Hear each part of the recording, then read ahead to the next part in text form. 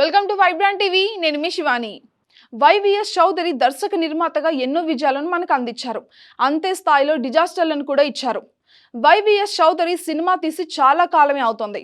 Sai Dharam Tej race సినిమానే ఆయనకు చివరిది. అయితే ఇప్పుడు నందమూరి 4వ తరంలో సినిమా తీయబోతున్నారట. ఇక ఈ క్రమంలోనే ఏర్పాటు చేసిన ఒక ప్రెస్ మీట్లో వైవిఎస్ చౌదరి మీడియాతో ముచ్చటించారు. మీడియా నుంచి ఎదురైన పలు ప్రశ్నలకు కాస్త గరం గరం కూడా అయ్యారు. ఇక దేవదాస్ నాటి రోజుని గుర్తు చేసుకున్నారు. మొదటి సినిమా కావడంతో రామ్కు ఆ టైంలో బిజినెస్ అస్సలు ఉండదు. నేను చాలా ధైర్యంగా ముందుకు వచ్చి నిర్మాణించాను. ఇక సంక్రాంతి టైంలో ఆయన కూడా రిలీజ్ చేశాము.